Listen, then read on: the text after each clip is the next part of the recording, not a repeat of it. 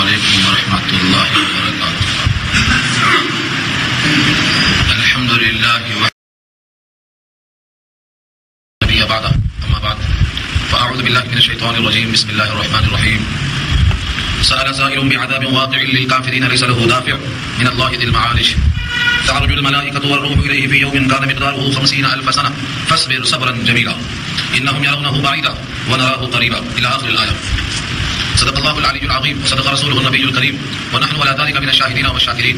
اللهم ألهمنا رشدنا وأعذنا من شرور أنفسنا، اللهم وفقنا لما تحب وترضى من القول والفعل والنية، رب اشرح لي صدري ويسر لي أمري واحلل عقدة من لساني يفقهوا قولي، آمين يا رب العالمين۔ محترم حضرات، معزز سامعین، میرے بھائیوں، بزرگوں اور دوستوں، میری ماں اور بہنوں، پیارے بچوں، آج کی گفتگو کا عنوان ہے سورہ معارج۔ سورہ معارج مکی صورتوں میں شامل ہے، کل 2 رکوع ہیں اور 44 آیتوں پر مشتمل ہے۔ اس سورت کا جو پہلا لفظ ہے سأل، جس کے معنی ہے پوچھا، سوال کیا۔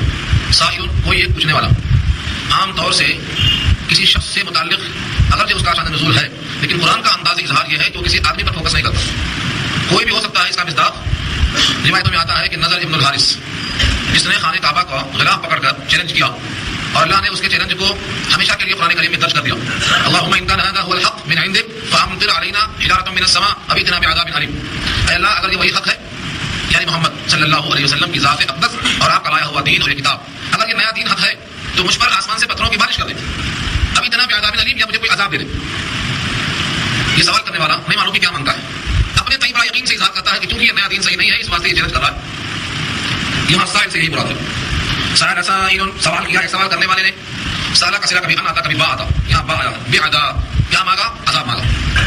واقع، واقع مانے ہو جانے والا، پڑ جانے والا عذاب، ایسا مانگا عذاب جو یقیناً پڑنے والا ہے، جسے کوئی ٹالنے والا دنیا میں پیدا نہیں ہو۔ اس لیے آگے فرمایا لیکن یہ عذاب جو پڑنے والا ہے، یہ کس کے لیے ہے؟ للکافرین، کفر کرنے والوں کے لیے، لیس لہ دافع، اس کو دفع کرنے والا کوئی نہیں، من اللہ، اللہ کی طرف سے۔ یہ جو عذاب پڑنے والا ہے کافروں کے لیے، یہ اللہ کی طرف سے۔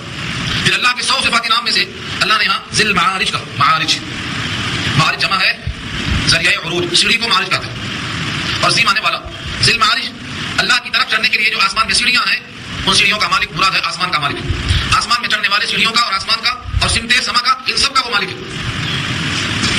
تعرج الملائکہ، فرشتے چڑھتے ہیں، الیہ، اسی کی جانب، اور خاص طور سے ایک فرشتے کا نام روح الامین ہے، جو سردار ہے تمام فرشتوں کا، جس کو روح کہا یہاں پر۔ تعرج الملائکۃ والروح الیہ، چڑھتے ہیں فرشتے ان سیڑھیوں سے اور خاص طور سے روح الامین الیہ، اسی کی طرف، فی یوم، ایک ایسے دن میں، کان مقدار ہوگی اس کی مقدار، مقدار کو اردو میں بھی استعمال ہے، کان مقدار ہوگی اس دن کی مقدار 50,000 سنہ، 50 50,000 سنہ، سال، 50,000 سال کا ایک دن ہوگا جو اس کی مقدار ہے۔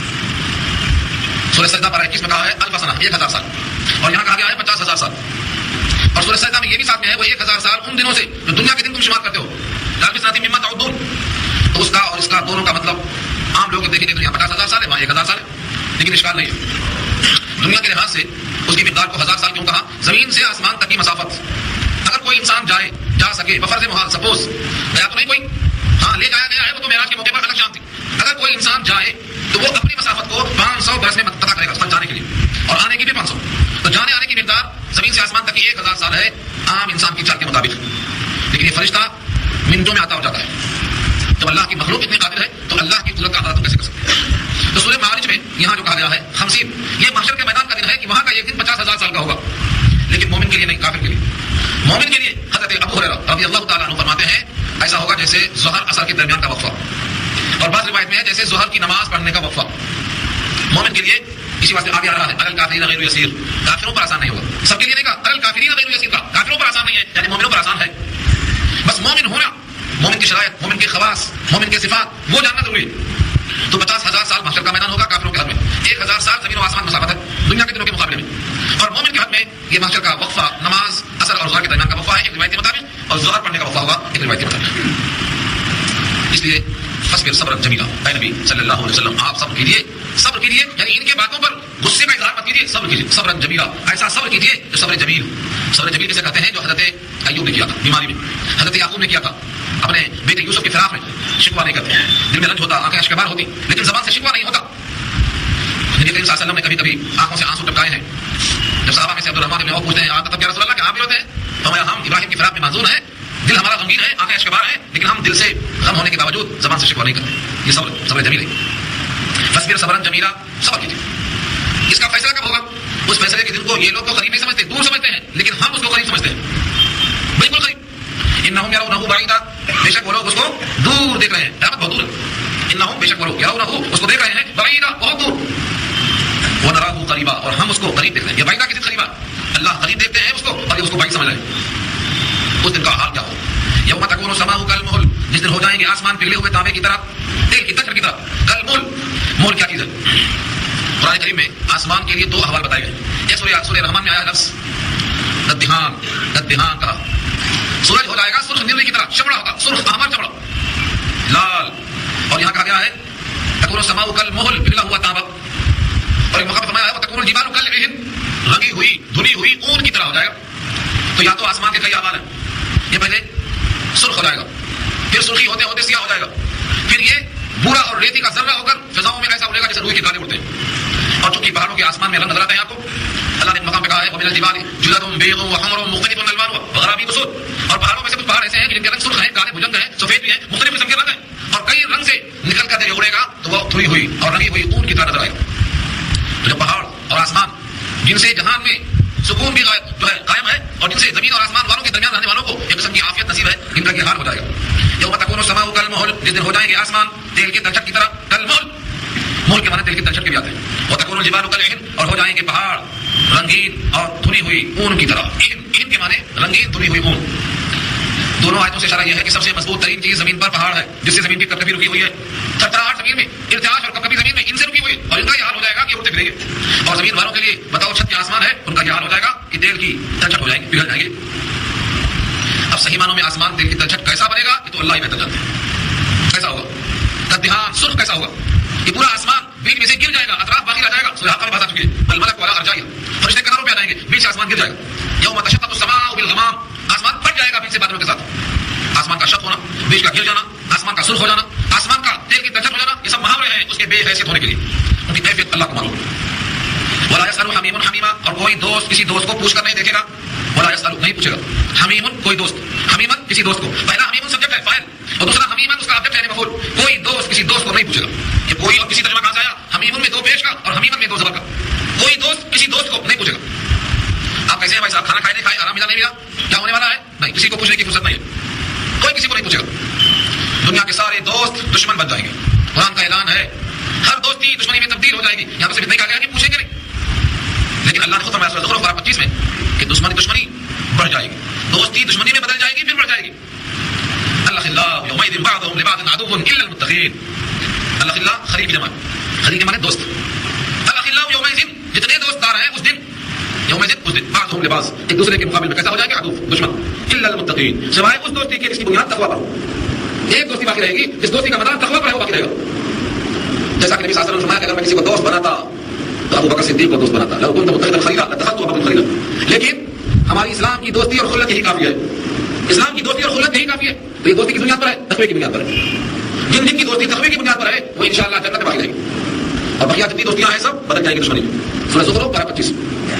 یہاں اتنا ہی کہا گیا ہے کہ دوست، کوئی دوست کسی دوست کو پڑھ کر نہیں پوچھے گا کیا تم کیسے ہو. پھرتے ہیں امیر خان، کوئی پوچھتا نہیں. یہ وہاں نظر آئے گا، یہاں نظر نہیں آئے گا. یہاں تو بہت پوچھنے والے، وہاں کوئی کسی کو نہیں پوچھے گا. اب عام سامنے آتا ہے کہ شاید بھیڑ ہوگی، ملاقات نہیں ہوگی، اس لیے نہیں پوچھے گا. ملاقات ہوگی تو پوچھیں گے نا. اللہ نے اس اشکال کو بھی دفع کر دیا اور اللہ نے فرمایا یبصرونہم، دیکھتے ہوں گے دوست کو. یبصرونہم، سامنے دوست ہے، دوست کو دیکھ رہے ہوں گے. ایک دوست دوسرے دوست کو دیکھ رہا ہوگا. ایسا نہیں ہے کہ نظر نہیں آ رہا ہے، ملاقات نہیں ہو رہی ہے. تو تشبیہ جو اردو میں استعمال ہے وہاں دکھائی دے گی. دیکھ کر انجان مارنا نظر آئے گا. یبصرونہم، ان کو وہ دیکھ رہے ہوں گے کہ یہ میرا دوست ہے، لیکن اس کو پوچھیں گے نہیں. نہ صرف پوچھیں گے نہیں بلکہ ہر آدمی کی تمنا، خاص طور سے جو مجرم ہوگا اس کی دل کی آرزو کیا ہوگی. اللہ نے ماوا سے کر دیا ہے. یود المجرم، مجرم تمنا کرے گا، مجرم دل سے خواہش کرے گا. وتیود، دل سے جانا، دل سے تمنا کرنا، اوپر سے ظاہر کرنے کو یود نہیں کہتے. یود المجرم، مجرم تمنا کرے گا، کیا کہے گا؟ لو یفتدی من عذاب یومئذ ببنی، کاش کہ فدیہ قبول ہو جاتا اس دن کے عذاب سے. کس کو دے گا فدیے میں؟ ببنی، اپنے بیٹوں کو. ابن، ایک بیٹا نہیں، بنی، اپنے بیٹوں کو دے گا. اس لیے اس دن کے عذاب سے بچنے کے لیے بطور فدیے کے پیش کرے گا. یہ میرا بیٹا ہے، لے لو. وصاحبتہ، اور اپنی بیوی کو دے گا. واخی، اور اپنے بھائی کو دے گا. وفصیلتہ التی تؤوی، اور اپنا پورا کنبہ گھرانہ دے گا جس میں وہ رہا کرتا تھا. تؤوی، جو گھرانہ ان کو بنا دیا کرتا تھا، اچھے برے وقت میں کام آیا کرتا تھا. فصیلہ کہتے ہیں، فصیلہ کہتے ہیں پورا کنبہ اور گھرانہ اور قبیلہ اور خاندان. التی تؤوی، جس میں وہ رہا کرتا تھا، پلتا تھا، پڑھتا تھا. اتنا کہہ کر رب کریم نے ختم نہیں کر دیا، فرمایا ومن فی الارض جميعا، اور جتنے زمین میں حساب جو جو اس کے لگتے ہیں اس رشتے کا نام لیا یہاں پر. سب سے قریبی رشتہ محبت کا, جسے امید ابستہ ہوتی ہے وہ بیٹا ہے, محبت میں بیوی ہے, ہمدردی میں بھائی ہے, حمیت میں خاندان ہے. ان کا تذکرہ کرنے کے بعد فرمایا جتنے زمین میں دوست دار ہیں سب لے لو, سب کو لے لو, مجھے چھوڑ دو. ومن فی الارض جميعا, اور جتنے زمین میں ہے سب کے سب دنیا میں قبول کر لو. ثم ينجيه, پھر اس کو نجات مل جائے. کلا, ہرگز نہیں, کلا ہرگز نہیں, کوئی کسی کے بدلے میں نہیں پکڑا جائے گا. سارے جہان کا فدیہ قبول نہیں کیا جائے گا. جو مجرم ہے اسی کو سزا ملے گی, اور سزا بھی کیسی ہوگی؟ کلا سے اس کا شروع کیا آغاز. کلا ہرگز نہیں, انہا بے شک شان یہ ہے کہ اس آگ میں لظا, لظا کہتے ہیں آگ شعلے والی. لظا کے معنی ایسی آگ جس میں شعلہ ہو اور دھواں نہ ہو, بالکل شعلہ زد. اس آگ کی خصوصیات میں اللہ نے خود فرمایا نزاع, چھین لے گی, کھینچ لے گی. نزاع نزعون سے بنا ہے, اور نزعون کا پوری بات آپ سنیں گے اور نازعات غرضہ میں انشاءاللہ. تو نازعات کے معنی آتے ہیں تنازعات دو میں استعمال کی جمتا نہیں. یہاں کھینچ لے گی, کیا کھینچے گی؟ للشوا, چہرے کی کھال, سر کی کھال, جسم کی کھال کھینچ لے گی. نزاعۃ للشوا, ایسی شوراسن ہے جو کھال تک اتار دے گی. آدمی دور سے رہے گا, یہ جہنم کی آگ اس کو پکارے گی, فلاں ابن فلاں ادھر تدعو, پکارے گی. تدعو, دعائے دو سے تدعو صیغہ ہے, وہ پکارے گی, نام بنا پکارے گی محشر کے میدان سے. تدعو من ادبر وتولى, بلائے گی ان تمام کو جنہوں نے پیٹ دکھایا ہے, وتولى, اور پیٹ کو پلٹا لیا ہے. دنیا میں حق سے منہ موڑ لیا ہے اور پیٹ کو پلٹا لیا ہے. ہر ایسے انسان کو پکارے گی. اور کیا کیا ہے دنیا میں انسان نے جو جرم ہے پکارے جانے کی وجہ, وجمع, اور جمع کیا. کیا جمع کیا ہے بولنے کی ضرورت نہیں, یہاں تک کہ اللہ نے جمع, خود جمع کیا. جمع کرنے کے بعد کہا فاوعى, اور سائد کے رکھا. اوعى بنا ہے بیعاؤن سے, اور بیعاؤن کے معنی برتن کیا تھے. حضرت یوسف کے تجابے پر جو بادشاہ کا پیارا گم ہو گیا تھا, سب کے برتن کو ڈھونڈا, فراخی نے بنیامین کے برتن کو ڈھونڈا. تو حالت کیا ہے یہی ہے, فقط اب یوعیتہم قبل وعاء اخیہ, سب کے برتنوں کو ڈھونڈا بنیامین کے برتن سے پہلے. وہ کھجاوا جو تھا اس پہ تاک کا تھیلا ہوتا تھا, تو اس کو کہتے ہیں بیعاء برتن. یہاں کہا فاوعى, سائد کے جمع کر کے رکھا. کہاں رکھا؟ کوئی گدے میں رکھتا ہے, آج کل تو دھابے ہو رہے ہیں, پکڑے جا رہے ہیں, اتنے پیسے کہاں رکھیں؟ تو بستر جو گدا روئی کا بنتا تھا اب دونوں کا بنا ہے, اس پہ رکھ دیا. یہ ہے جمع, یہ ہے فاوعى, سائد سے رکھا ہے. کسی کا ہاتھ لگے مار, اس کو یہ مجھ کو ملے, میری اولاد کو ملے, کچھ نہ کچھ کھاتے رہنے کی تمنا کیا ہے. یہ ترجمہ کس کا ہے؟ فاوعى کا ترجمہ ہے. سائد کے رکھا, اٹھا کے رکھا, صاف رسم کھانے کے لیے. وجمع فاوعى, جمع کیا, خوب جمع کیا. ان الانسان خلق هلوعا, انسان تو پیدا ہوا ہے کچے دل کا, بے سوا ہے. تو اس کو یہ نہیں معلوم کہ جو اللہ آج کھلانے پر قادر ہے وہ کل بھی کھلائے گا. جس نے بغیر مانگے 9 مہینے ماں کے پیٹ میں کھلایا ہے, اب تو چلنے پھرنے کے لائق ہے, اب کو نہیں کھلائے گا. ان الانسان, بے شک انسان, خلق, پیدا کیا گیا, ہلوعا, کم ہمت, کچے دل کا, بے صبر. بڑے سوائے سے کہا جاتا مانو سلوا کھاؤ, اٹھا کے مت رکھو. کیوں؟ اللہ آج کھلا رہا, کل بھی کھلائے گا. اٹھا کے رکھنا, سڑنا شروع ہو گیا. اس سے پہلے تک گوشت سڑتا تھا, وہاں سڑنا شروع ہو گیا. آج بھی یہ حکم ہے, کل کے لیے فکر مت کرو, تم میرے پاس رہو گے, میں کھلاؤں گا. انسان کا یہ حال ہے, کچے دل کا. اب کوئی یہ نہ کہے کہ پیدا ہی کیا گیا ہے کچے دل کا, تمہارا قصور کیا ہے؟ خلق ہلوعا, پیدا ہی کیا گیا ہے کچے دل کا اور بے صبر, تو ہمارا قصور کیا ہے؟ پیدا کیا گیا تھا انسان کو, اللہ نے پیدا کیا فطرت اسلام پر. اس نے بری صحبت میں رہ کر, گندے لوگوں میں رہ کر آہستہ آہستہ خود کو خراب کر لیا. پیدائش سے مراد یہ ہے فطرت انسان کی دونوں چیزیں قبول کرنے کے لائق تھی. فعلما فجورا و تقوا, تقوا بھی قبول کر سکتا تھا اور فجور بھی, لیکن اس نے راہ ہماری طرف لوگوں کو, تو بے صبر ہو گیا. یہ اس میں صبر کا کارن کیا ہے؟ اذا مسہ الشر, جب اس کو شر پہنچتا ہے, شر کے معنی تکلیف, ناگواری, جو چیز پسند نہیں ہے. جزوعا, تو جزع فضا کرتا ہے. جزع فضا کے معنی گھبرانا, ہائے ہائے کرنا, پریشانی کا مظاہرہ کرنا, بہت زیادہ ہائے ہائے کرنے لگتا ہے. یہ جزوہ ہے. جزوہ معنی بے صبر, ذرا تکلیف ہوئی پریشان ہو جاتا.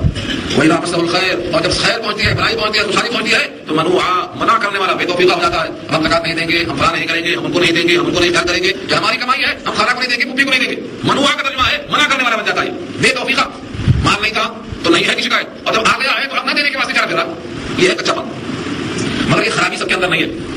ہاں الا المصلین, نمازیوں میں یہ خوبی نہیں ہے کہ وہ بے توفیقے بن جائیں, بلکہ نمازیوں کو تو اللہ سے خاص تعلق پیدا ہو جاتا ہے, ان میں خوبیاں بڑھ جاتی ہیں, خیریاں نکل جاتی ہیں. ان کو مال کی محبت نہیں ہے, اللہ کی محبت ہے. انہیں اپنی خواہش نہیں ہے, اللہ کا حکم پورا کرنا ہے. وہ مصلی کیونکہ یہ اوصاف ہیں, یہ اس مرض سے مستثنیٰ ہے. اب یہ دیکھ لو کہ ہمارے اندر سے کیا ہے اور کیا نہیں ہے. اپنا محاسبہ خود کرو, اس سے پہلے بھی حساب لیا جائے. اب کیا مصلیوں کے بارے میں استثناء ہے, وہ کچھ نہیں ہے, یا مصلیوں کا استثناء ہے کہ جب ان کو خیر پہنچتی ہے تو وہ خیر سے رکاوٹ نہیں ڈالتے, تکلیف پہنچتی ہے تو جزا و فضا اور اظہار نہیں کرتے. یہ استثناء کس چیز سے ہے؟ مصلیوں کا استثناء اوپر کی تمام تکلیفوں سے. اوپر تکلیفیں ہیں محشر کے میدان کی, یہ مصلیوں کے واسطے نہیں ہوگی. اوپر تکلیفیں آئی ہے کہ خاندان کو حوالے کرنے کا بچنے کے واسطے یہ نوبت مصلیوں کو نہیں آئے گی. اوپر تو کہا گیا ہے کہ انسان جمع کرتا ہے اور سہتا ہے, یہ صفات مصلیوں کو نہیں ہو سکتی. مصلی کا اللہ کا وفادار بندہ قرار دیا ہے, جن کی چند صفات کا ذکر کیا اللہ نے. تو اوپر جتنی تکلیفوں کا ذکر کیا ہے, خرابیوں کا ذکر کیا ہے, ان سب سے استثناء ہے کہ یہ جو اللہ کے بندے ہیں ان کے اوصاف نہیں ہو سکتے. ان کے اوصاف کیا ہیں؟ ان میں سے چند کو تو خاص بیان کیا گیا ہے. یہاں پر بھی سورہ مومنون تعالیٰ نے بھی سورہ فرقان تعالیٰ میں بھی 3 جگہ پر صفات تھوڑے سے فرق کے ساتھ تقریباً کل ملا کر 30 صفات بنتے ہیں مصلیوں کی. یہ 30 صفات مصلیوں میں پائی گئی, ان کے لیے دنیا آخرت میں کوئی تکلیف نہیں, راحت کی راحت. ان سے اللہ کا تعلق اتنا مضبوط ہے کہ آپ کوئی طاقت ان کو بگاڑ نہیں سکتی. ان میں سے یہ صفات بتائی گئی. الا المصلین, مگر مصلی, مصلی کہتے ہیں نمازی کو. اردو میں صلاۃ کا استعمال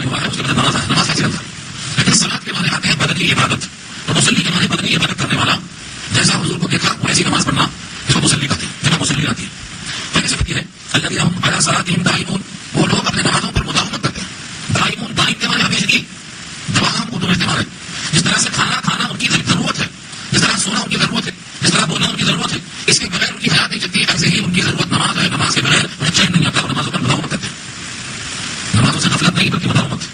غفلت کرنے والوں کے پاس فوائد کا حاصل معاون فوائد للمصلين الذين هم عن صلاتهم ساهون. جو نمازوں سے بھول جاتے ہیں. نماز پڑھنا بھول گیا, اتنے کام میں مصروف تھا, نماز ہی بھول گئی. ایسے مسلموں کے پاس کہا فوائد, وائل ہے ہلاکت. فوائد للمصلين الذين هم عن صلاتهم ساهون. اس کے بھی مقابل یہ مصلی ہیں الذين هم على صلاتهم دائمون, اپنی نمازوں پر مداومت ہے, پابندی ہے, مواظبت ہے, کھانا نہیں بھولتے, سونا نہیں بھولتے. تو پھر یہ نہیں بھولنا کیونکہ یہ مالک کی وفاداری کی علامت ہے. تو پہلی صفت یہ ہے نمازوں پر مداومت. الذين هم على صلاتهم دائمون, دائمون اس میں فاعل ہے دوام کا لحاظ رکھنے والے, مداومت کرنے والے, پابندی سے نمازوں کو قائم رکھنے والے. یہ پہلی صفت, اس کو بولتے ہیں بدنی عبادت. تمام بدنی عبادات میں یہ اعلیٰ درجہ ہے جو اس دن میں کامیاب رہا, باقی امید ہے کہ وہ بھی کامیاب رہے گا. نمبر 2 والذین فی اموالہم حق معلوم للسائل والمحروم, اور وہ لوگ کہ ان کے مالوں میں حق ہے متعین, سائل کے لیے بھی اور محروم کے لیے بھی. اس میں دو چیزیں ہیں, ایک تو سائل اور ایک محروم. سائل کہتے ہیں مانگ لینے والا, ضرورت محسوس بھی مانگ لیا, بلکہ عادت بنا کر مانگنے والا سائل ہے. اور محروم کہتے ہیں جو مستحق تو ہے لیکن نہ مانگنے سے اسے مل نہیں رہا, اسے کوئی جانتا نہیں کہ یہ بھی حقدار ہے. وہ محروم شخص ہے جس کو اس کا حق نہیں ملتا ہے اور وہ مانگ نہیں سکتا ہے. اللہ نے بعض خودداروں کا تذکرہ کیا ہے 3 پارہ آل عمران میں کہ لوگوں سے چمٹ کر نہیں مانگتے, وہ لا یسألون الناس الحافا. الحاف لحاف سے بنا, لحاف کہتے ہیں جب سردی لگتی ہے تو خوب اڑتے, اچھا چمٹ جاتے اس لحاف میں. مانگنے والا بھی اچھا چمٹ جاتا, دیا والا چھوٹا نہیں, اس کو الحاف کہتے ہیں, اس کو لحاف کہتے ہیں. اردو کا لحاف عربی کا لحاف برابر ہے. وہ رضائی ہے, روئی سے لپٹتا ہے, یہ انسان ہے وہاں سے لپٹتا ہے, بس اتنا فرق. تو لا یسألون الناس الحافا, لوگوں سے چمٹ کر نہیں مانگتے, حاجت ہے, اندر اندر بے چینی ہے, لیکن لوگوں سے ظاہر نہیں کرتے. تو یہ جو لوگ ہیں یہ محروم کہلاتے ہیں, یہ محروم ہے. حرم عن المال, مال سے محروم, ان پر مال حرام ہو گیا, حقدار تو ہیں. یہ محروم کون لوگ ہیں؟ جو مستحق ہیں, مانگتے نہیں ہیں, لوگ ان تک پہنچتے نہیں ہیں, پہچانے جاتے نہیں ہیں, ان کا بھی حق ہے. اور جو نمازی ہے وہ ان کا حق کیسے دیتا, کیسے دیتا؟ اس کا مطلب کیا ہوا کہ ان کے مالوں میں سائل کا حق ہے, سائل تو مانگ کے دیتا ہے, اور محروم مانگتا ہی نہیں ہے, تو پھر مصلی کے مال میں جو محروم کا حق ہے وہ کیسے پہنچتا؟ اللہ فرماتے ہیں حق ہے. جن کے مالوں میں محروم کا حق ہے وہ ہمارا مصلی ہے. اس کا مطلب کیا ہوا؟ سلیبت, مانگتا نہیں, سامنے آتا نہیں, لیکن یہ نمازی شخص اپنے مالوں میں جس طرح سائل کا حق سمجھ کر دیتا ہے, ایسے محروم کا حق سمجھ کر تلاش کرتا ہے. محلے میں کون ایسا ہے, بستی میں کون ایسا ہے, رشتہ داروں میں ایسا کون ہے, میرے بھائیوں میں, میرے بہنوں میں, میرے دور رشتہ داروں میں, میرے شہر میں, میرے قرب و جوار میں, میرے جان پہچان میں کون ایسا شخص ہے جس کو میں دوں, وہ مانگ نہیں سکتا مگر حقدار ہوگا, مستحق ہوگا, اس کو محروم کہتے ہیں. یہ مال اس کے حق میں ہے اور یہ اس کو ادا کرتا ہے, یہ اللہ کا بندہ مصلی کہلاتا ہے. اس میں ایک صفت اور ظاہر کرنا ہے, حق ان کے ساتھ معلوم ہے, حق کے ساتھ معلوم, اور معلوم مانا جانا ہوا, متعین کیا ہوا.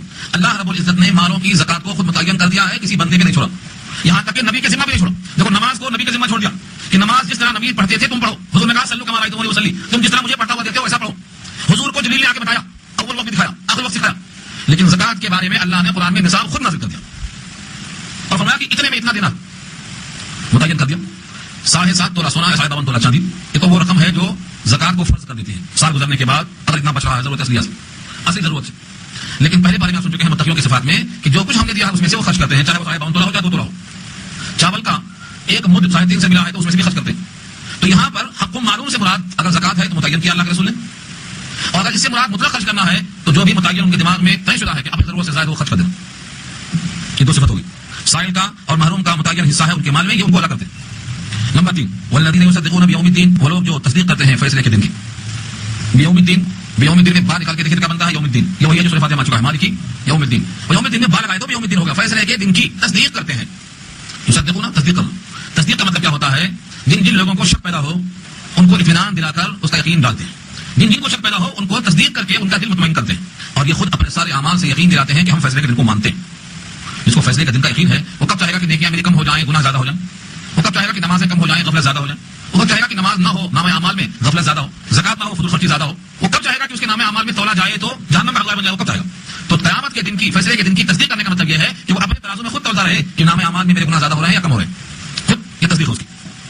والذین هم من عذاب ربهم مشفقون, اور وہ لوگ جو اپنے رب کے عذاب سے ڈرنے والے ہیں. مشفق ڈرنا, اشفق اس کا مادہ ہے ڈر جانا, اشفقنا منها, آسمان ڈر گیا قرآن کریم کے نزول کے موقع پر, تو اشفقنا ڈر جانا, مشفقون ڈرنے والے, اپنے رب کے عذاب سے ڈرتے ہیں.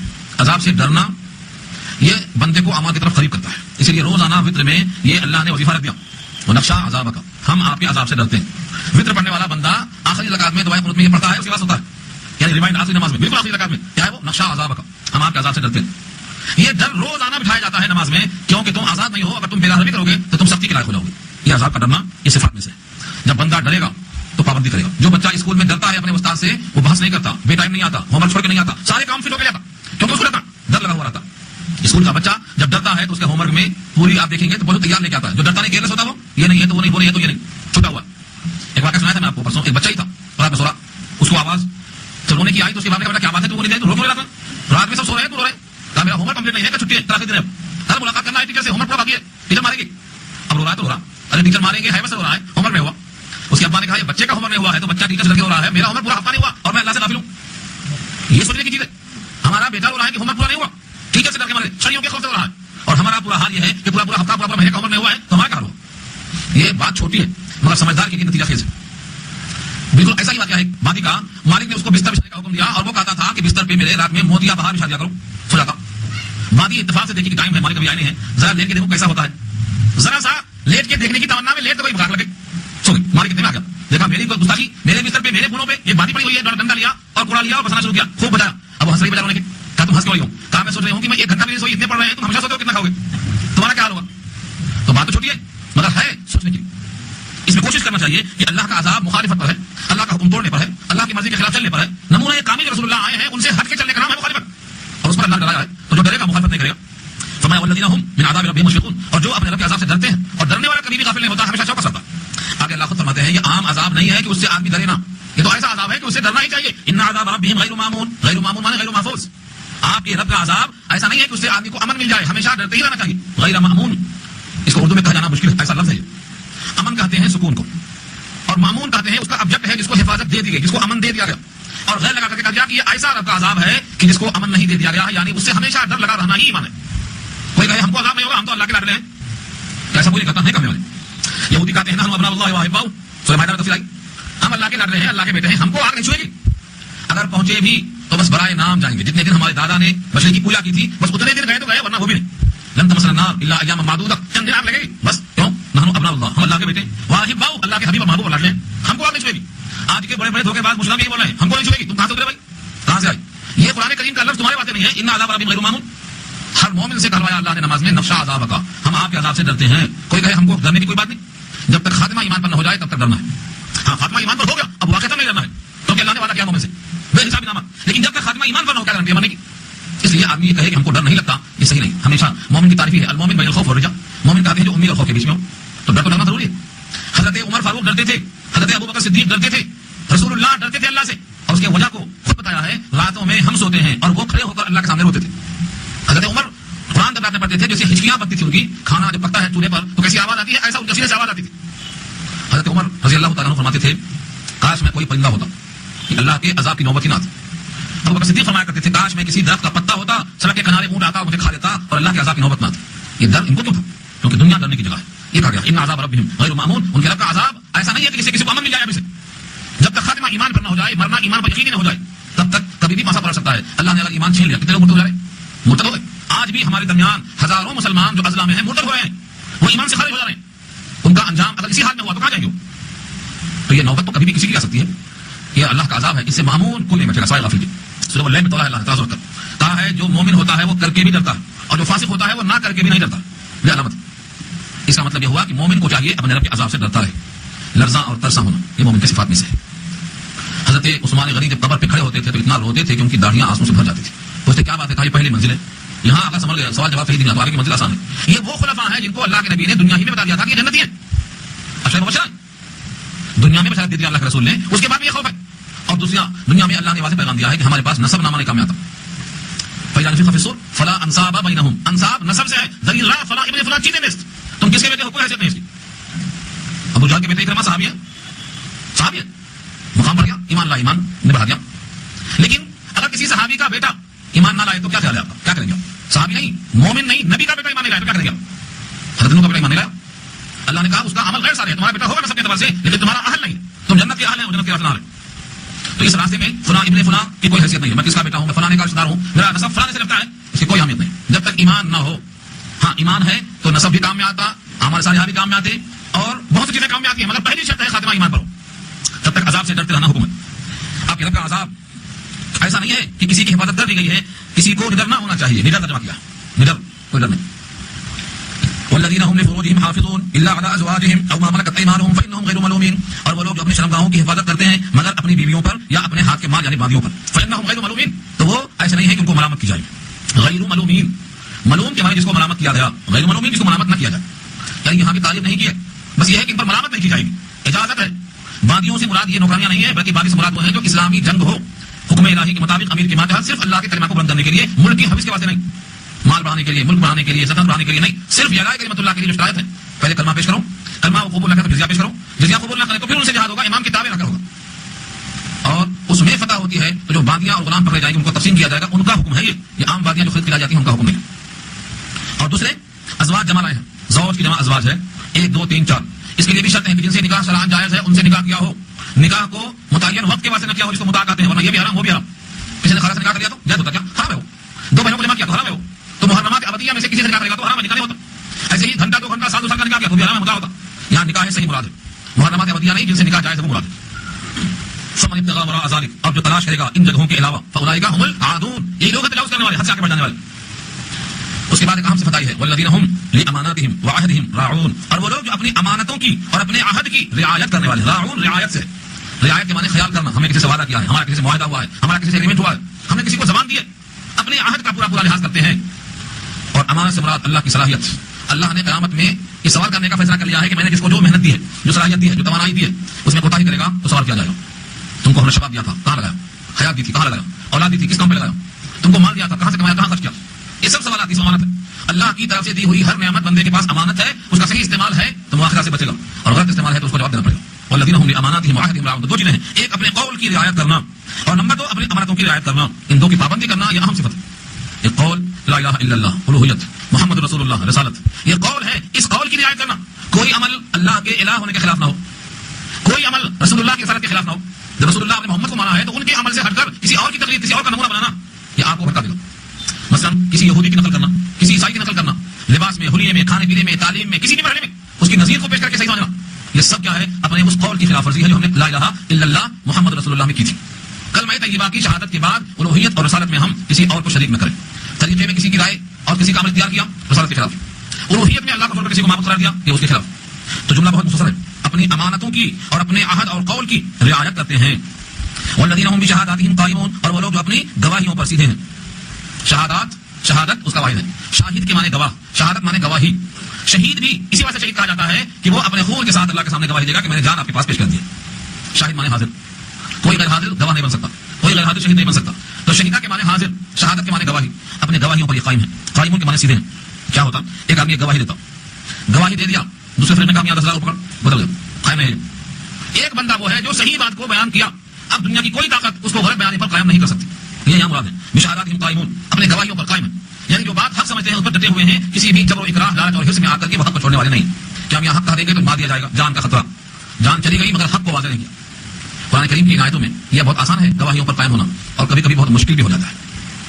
کسی نے کسی کو قتل کرتے ہوئے دیکھ لیا، اب اس نے الزام لگایا اور کہا گواہی میں تمہیں گواہی دینا کہ نہیں، میں نہیں آتا. ایک تو گواہی دیتا ہی نہیں. اللہ نے کہا ہے جب گواہی کا موقع آئے تو گواہی دینا چاہیے تاکہ حق قائم ہو. ڈر اور خوف کی بنا پر گواہی نہ دینا اللہ نے اس سے منع کیا.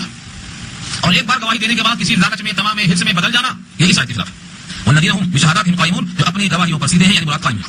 اس گواہی کو بلا رعایت کے، بلا کسی کے خوف کے، حق کو چھپائے بغیر ظاہر کرنے والے ہیں. گواہی دینا اور صحیح گواہی دینا اور رد و بدل نہ کرنا، بلا کموکاس من وان جو کا تو کا دینا، یہ بہت بڑی چیز ہے. اس سے انصاف قائم ہوگا. آج دنیا میں انصاف نہ قائم ہونے کی وجہ بھی ہے کہ آج فرضی گواہ اور فرضی ثبوت بہت ہو گیا ہے. اس لیے مجرم کو غیر مجرم اور غیر مجرم کو مجرم کر دیا جا رہا ہے. فرمایا نبی صلی اللہ علیہ وسلم میں زمانہ آئے گا لوگ قسمیں کھائیں گے گواہی سے پہلے، گواہی دیں گے قسموں سے پہلے. یعنی جلد بازی میں کبھی قسمیں کھائیں گے، کبھی گواہی دیں گے، صرف پیسوں کے لیے، ان کا کوئی تعلق نہیں ہوگا. نہ وہ حقیقی مشاہدہ کیے ہوئے ہیں، نہ دیکھے ہوئے ہیں. بس جتنے چاہے گواہ لے لو، 1 ڈھونڈو 1000 ملتے ہیں.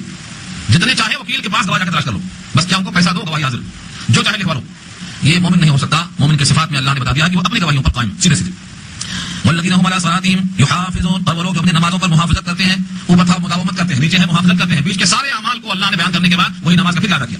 کیونکہ اگر نماز صحیح ہو جائے، مداومت ہو جائے، محافظت ہو جائے تو سارے اعمال کا مسئلہ آسان ہو جائے گا. اصل میں نماز کو ہم نے سمجھا ہی نہیں. اب تک جو نمازیں لوگ پڑھ رہے ہیں بیشتر 99% دیکھا دیکھی پڑھ رہے ہیں.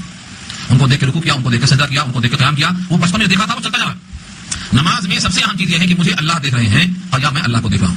کم سے کم درجہ کہ مجھے اللہ دیکھ رہے ہیں اور میں اللہ کے سامنے کھڑا ہوں اور زندگی کی میری آخری نماز ہے. اس کے بعد مجھے موقع نہیں ہے. ملک الموت پیچھے کھڑا ہوا ہے، فرشتہ روح قبض کرنے کو تیار ہے. دائیں طرف جنت ہے، بائیں طرف جہنم ہے. آگے میرے اللہ ہے. یہ میرا آخری وقت ہے. جیسے کسی پھانسی پر لٹکائے جانے والے کو موقع ملتا تو لٹکا، مجھے ایسا موقع دیا گیا ہے. اس کے بعد شاید نماز کا موقع ملے کہ نہ ملے. اس تصور کے ساتھ کوئی کھڑا ہوتا ہے نماز میں، یہی تصور چاہیے. یہ ہے محافظت، نمازوں کی محافظت. فرمایا کہ وہ شخص عرش کے سائے کا حقدار بنے گا جس کا دل لٹکا ہو مسجد میں. رجل قلبہ معلق فی المسجد. آج مسجدوں کا بھی حال ہو گیا ہے، کیونکہ تقسیم ہو گئی ہے. گھر کس کا ہے؟ اللہ کا ہے. گھر اللہ کا ہے، لیکن بندوں نے اسے بانٹ کر نیا نیا بورڈ لگا دیا. جو فلانی پارٹی کی مسجد، فلانی پارٹی کی مسجد. یہ صحابی نے نہیں لگایا تھا، نبی کے زمانے میں لگایا گیا تھا. ایک مسجد بنائی گئی تھی جو مسلمانوں کے زرع کے واسطے بنائی گئی تھی, مسجد زرع. حضور نے صحابہ کو ساتھ لے کر اس کو توڑوا دیا. تو مسلمانوں میں تقسیم نہیں, مسلمانوں کے واسطے مسجدیں ہر ایک کی برابر ہونا چاہیے. بڑا افسوس ہے جو اپنے کو حق آتے ہیں وہاں بھی نام لکھنے لگا دیا, فلاں کی مسجد, فلاں گروہ کی مسجد, فلاں جماعت کی مسجد. مسجدیں تو اللہ کا گھر ہے, اللہ نے کوئی بورڈ لگانے کا نام بتایا نہیں قرآن میں. مسجد اہل حدیث لگانے کا کسی کو کوئی حق نہیں. کیوں لگایا؟ اگر آپ حدیث عمل کرتے ہیں تو مسجد اہل حدیث دکھا دو حدیث میں, بتاؤ بنیادی غلط ہے. اگر مسجد اہل حدیث کا لفظ حدیث میں دکھا دو تو لگا دو قرآن بھی, ہم آپ کی واہ کریں گے. یہ تقسیم کیوں کیا آپ نے مسلمانوں سے؟ یہ تقسیم خود بتاتی ہے کہ قوم کو جہالت پر ہے. قرآن میں حدیث میں کہیں نہیں ملے گا مسجد اہل حدیث کا ذکر. مسجد فلاں, آج جتنے مسلمان کے گروہ ہیں یہ سب کے سب قابل افسوس ہیں, اور یہ دوری کی وجہ قرآن سے دوری ہے. قرآن سے دوری. جیسے آپ نے کہا یہ لوگ تو قرآن کے قریب ہیں, میں کہا نہیں, یہ لوگ تو قرآن سے بالکل دور ہیں. یہ کہتے ہیں ہم کسی کی تقلید نہیں کرتے, لیکن کسی میں بھی قوت اجتہاد نہیں ہے تو تقلید کرتے نا کسی کی. علم کے بغیر دعویٰ اجتہاد, علم کے بغیر دعویٰ اجتہاد کیا مطلب ہے؟ بھائی ہم مجتہد ہیں, کسی کی تقلید نہیں کرتے ہیں, اور قرآن کریم تو عربی میں ہے, ہم جانتے نہیں اس کو, تو تقلید تو کرنا پڑے گا. تقلید سے انکار اور علم کے بغیر دعویٰ اجتہاد یہ کس طرح جمع ہو سکتا ہے؟ تو قرآن کریم کی عنایتوں نے واضح کر دیا ہے کہ ہم مسلمان جو نمازوں کی محافظت کرتے ہیں, نمازوں کے بارے میں ہم لوگ بہت زیادہ غافل ہیں. اپنی انا آ گئی بیچ میں, جب تک یہ انا ہٹے گا نہیں. جتنے عمل صحابہ کے زمانے میں تھے وہی درست ہیں, ان میں جو اضافہ ہے وہ باطل ہے. صحابی کے زمانے میں تقسیم نہیں تھی مسجد, ہر مسلمان ہر مسجد میں اللہ کا گھر سمجھ کے آتا تھا اور نماز پڑھتا تھا. آج بھی حالت ہو گئی ہے کہ نماز کس کے پیچھے پڑھیں, کس کے پیچھے نہ پڑھیں. اس کا عقیدہ کیا ہو گیا؟ آج کل لوگوں کا حال ہو گیا ہے کہ وہ صحابہ کو حجت ہی نہیں مانتے, صحابہ ہی کیا کر رہے تھے. صحابہ حضور کی نگرانی میں کرتے تھے کام. حضور نے ان کو بتا دیا ہے کہ میرے تمام صحابہ عادل ثقہ معتبر ہیں. اللہ صحابہ کل عدل کا سب صحابہ معتبر ہیں. اب آج کے لوگ کہتے ہیں کہ وہ غیر معتبر ہیں, تو کس کو مانیں گے؟ تو نمازوں کی محافظت کا مسئلہ یہ ہو گیا ہے, کم سے کم درجے میں مجھے اللہ دیکھ رہا ہے, یہ خیال لے کر نماز کرنا چاہیے. اور نماز کس کے پیچھے پڑھیں, کس کے پیچھے نہ پڑھیں, یہ بہت باریک سوال ہے. عقیدہ بہت اہم ہے. قرآن اور سنت اور صحابہ کا عمل, یہ تین چیزیں ضرور دیکھنا ہے. تو قرآن نہیں مانتا یہ کافر ہے, ایک آیت کا بھی انکار کرتا ہو. جو سنت کو نہیں مانتا وہ حضور کا باغی ہے, اور جو صحابہ کو نہیں مانتا وہ حضور کی تعلیم پر اعتراض کرتا ہے. جس کو اللہ نے راضی ہونے کا خطاب دے دیا, رضی اللہ کا دیا, ان سے آپ راضی نہیں ہیں تو آپ کا بھی عمل ہمارے پاس قابل قبول نہیں, مردود. تو تین چیزیں یاد رکھنا, قرآن سنت اور صحابہ کا عمل. صحابہ کے عمل کیا بولتے؟ تعامل صحابہ. امام مالک تعامل صحابہ کو فوقیت دیا کرتے تھے. امام مالک مدینے کے حدیث کے استاد تھے, تابعی ہیں, ان کا یہ فتویٰ ہے, تعامل صحابہ کو مختم کرتے تھے. وہ فرماتے تھے اس امت کی اصلاح نہیں ہو سکتی مگر انہی چیزوں سے جس سے اصلاح ہوئی تھی نبی کے زمانے کی. لا یصلح هذه الامه الا بما صلح بها اولها. تو نمازوں کی محافظت, نماز یہ پڑھ لینا بطور عادت کے, آنا جانا, بس آنا جانا چل رہا ہے. نمازوں میں اس بات کا اہتمام ہو کہ اللہ مجھے دیکھ رہا ہے, میں اللہ کو دیکھ رہا ہوں. اس کی ایسی مشق ہو جائے کہ گھر میں, دکان میں, مکان میں, ہر جگہ اس بات کا احساس طاری ہو جائے کہ مجھے اللہ دیکھ رہا, مجھے اللہ دیکھ رہا. یہ ہے نمازوں کی محافظت. ایسی پابندی کر لیا تو اللہ فرماتے ہیں اولئک فی جنات مکرمون, یہی لوگ ہیں جو جنت میں ہوں گے اور عزت کے ساتھ ہوں گے. جنات کہا کہ چھوڑ دیا, فی جنات, جنت ہوں گے نہیں, جنات لا مکرم, جمع مکرمون. مکرم اکرام کا مفعول ہے, جس کا اکرام کیا گیا, جس کو عزت دی گئی. دنیا میں کوئی کسی کو دیتا ہے تو دینے والا عزت دار سمجھتا ہے اور لینے والے کو اس سے کمتر سمجھتا ہے. یہ واحد مقام ہے جنت جہاں لوگوں کی جنت میں اکرام کیا جائے گا. بندے کو توہین کے ساتھ نہیں پیش کیا جائے گا بلکہ آنے والے کا اکرام کیا جائے گا. جنت میں ہر نعمت دی جائے گی اکرام کے ساتھ, بٹھایا جائے گا اکرام کے ساتھ, دروازہ کھلایا جائے گا اکرام کے ساتھ, ادخلوها بسلام آمین کہا جائے گا. اور ان کے جو کلمات ہیں, جو تحیہ ہیں, وہ سب اکرام ہے. تو جنتی کے لیے اللہ نے اکرام کا انداز طے بنایا, یہ سب جنت میں اکرام کیے جائیں گے. فما للذین کفروا قبلک مہطعین عن الیمین وعن الشمال عزین. یہاں سے مومنوں کے صفات ختم ہو کر آخری رکوع چھوٹا مختصر اس کو پورا کر دیتا ہوں. اس میں فرمایا کہ جتنے بھی کافر ہیں ان کو کیا ہو گیا ہے. فمالی, فا کے معنی تو, اور ما معنی کیا. فمالی الذین کفروا, پھر کافروں کے لیے کیا ہوگا. قبلک, آپ کی طرف, مہطعین, دوڑتے ہیں. مہطعین کے معنی سر کو اوپر اٹھا کر دوڑنا. عن الیمین, داہنے سے, وعن الشمال, بائیں سے, عزین, غول کے غول. کافروں کو کیا ہو گیا ہے جو آپ کے دائیں اور آپ کے بائیں آپ کی طرف دوڑتے ہوئے آ رہے ہیں, مگر یہ دوڑنے کا مقصد دنیا ہے. ایتماؤ کل امرئ منہم ان يدخل جنت نعیم. کیا تما رکھتا ہے, امید رکھتا ہے, لالچ رکھتا ہے ان میں کا ہر انسان ان يدخل, کہ وہ داخل کیا جائے گا جنت نعیم, نعمت کے باغ میں. کلا, کلا ہرگز نہیں. پورے قرآن میں کہیں بھی کلا آئے تو ہرگز نہیں. یہ کافر جو آپ کے دائیں بائیں غول کے غول آ رہے ہیں اور دنیا میں جس طرح اللہ نے بغیر کسی محنت کے ان کو مان دے رکھا ہے, یہ سمجھتے ہیں کہ جنت نعیم میں ایسا مل جائے گی. پکڑ میں کلا. دنیا دارالاسباب ہے, یہاں قلم کاغذ فری ملتا ہے, امتحان کا پرچہ لکھو, لیکن نتیجہ اچھا رہے گا تو رزلٹ میں انعام ملے گا, نہیں ملے گا. کلا, ایسا ہرگز نہیں ہوگا. کافروں کے کفر کو, ان کی شوکت کو, ان کے بلند خیالوں کو توڑنے کے لیے اللہ فرماتے ہیں انا خلقناہم مما یعلمون, بے شک ہم نے ان کو پیدا کیا ہے جس چیز سے وہ خوب جانتے ہیں.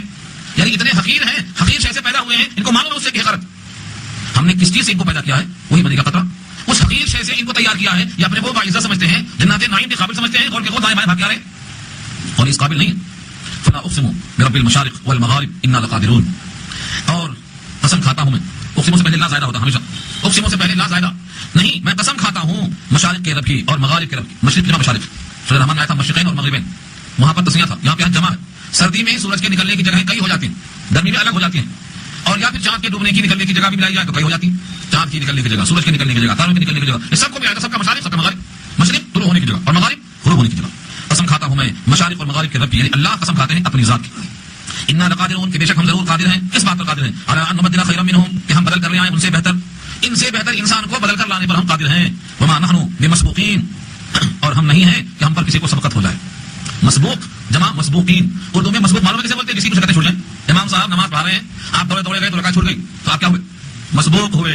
امام اور مصلیوں نے آپ سے سبقت کر کے نمازیں آپ سے پہلے پڑھ لی، آپ بعد میں گئے تو مسبوق ہو گئے. یہ مسبوق یہاں استعمال ہوا ہے. ہم مسبوق نہیں بن سکتے، یعنی لوگ ہم سے آگے نکل جائیں، چھوٹ کے بچے نکل جائیں، عذاب نہ ہو، ایسا نہیں ہے. ہم مسبوق نہیں ہیں. وما نحن بمسبوقین، ہم مسبوق نہیں ہیں، ہم سب سے پہلے. کافر سمجھتے ہیں کہ ہم چپکے سے نکل جائیں گے، اللہ کے ہاتھ سے بچ نکلیں گے. نہیں، وما نحن بمسبوقین، ہم مسبوق نہیں بن سکتے. ہم رہ گئے وہ نکل گیا، چپ گئے چھوٹ گیا، بڑھ گیا نکل گیا، نہیں. یہاں سے خطاب ہے نبی کو، فذرہم، اے نبی آپ ان کو چھوڑ دیجیے، یخوضوا ویلعبوا کہ وہ خوب کھیلیں کودیں باتیں بنائیں. یخوضوا کہتے ہیں اسلام کے خلاف لمبی ڈینگیں مارنا، اسلام کے خلاف لمبی باتیں کرنا، اس کو بولتے ہیں یخوضوا. اس کا معنی ہے خاضہ. خاضہ کہتے ہیں پانی کا نیچے اتر جانا، اتنا اتر جانا کہ پمپنگ سے نہیں پہنچ رہا ہے، پانی نکال نہیں سک رہے، اس کو کیا بولتے ہیں خاضہ. تو اسلام کے خلاف باتوں میں اتنا نیچے اتر گئے، اس کے واسطے خاضہ استعمال کیا. یخوضوا باتیں بنانے کو چھوڑ دو، ویلعبوا اور کھیلتے رہیں، حتی یلاقوا یومہم الذی یوعدون یہاں تک یہ ملاقات کر لیں اس دن سے جن کا ان سے وعدہ کیا جا رہا ہے، مراد ہے قیامت کا دن، موت کا دن. جب تک یہ اس دن سے ملاقات نہ کر لیں تب تک ان کو چھوڑ دو کہ کھیلتے رہیں، باتیں بناتے رہیں، آپ ان کی فکر مت کیجیے.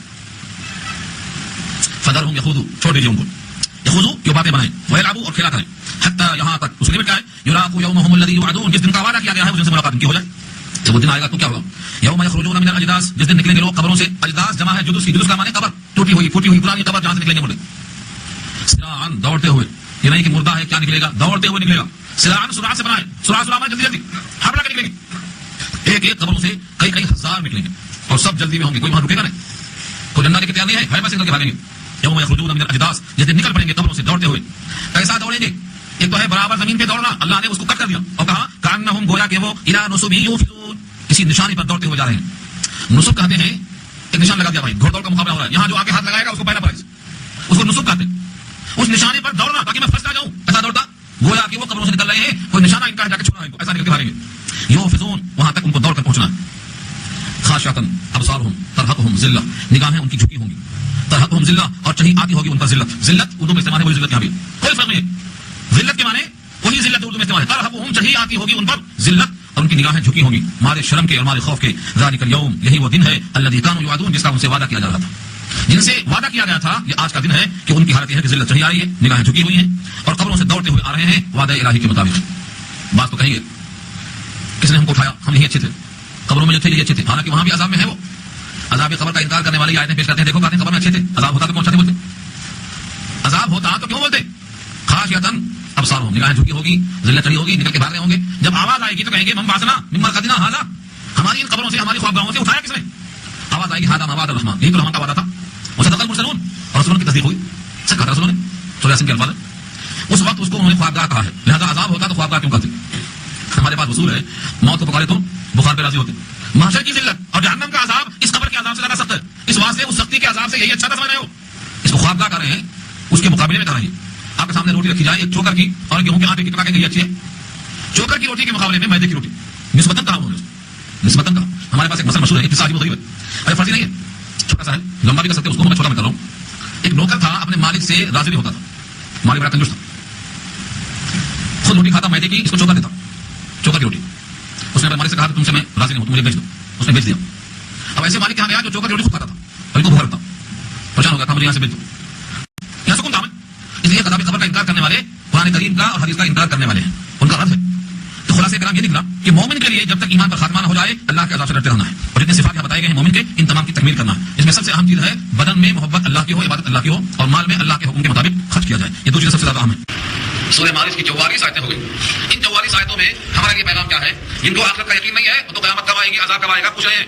حالانکہ جب وہ دن آ جائے گا تو کوئی دوستی اور کوئی قبیلہ اور کوئی خاندان، کوئی مال، کوئی سفارش کام میں نہیں آئے گی. صرف ایمان والے مسلموں کے کام میں راحت ہوگی. مسلموں کے اوصاف کیا کیا ہیں؟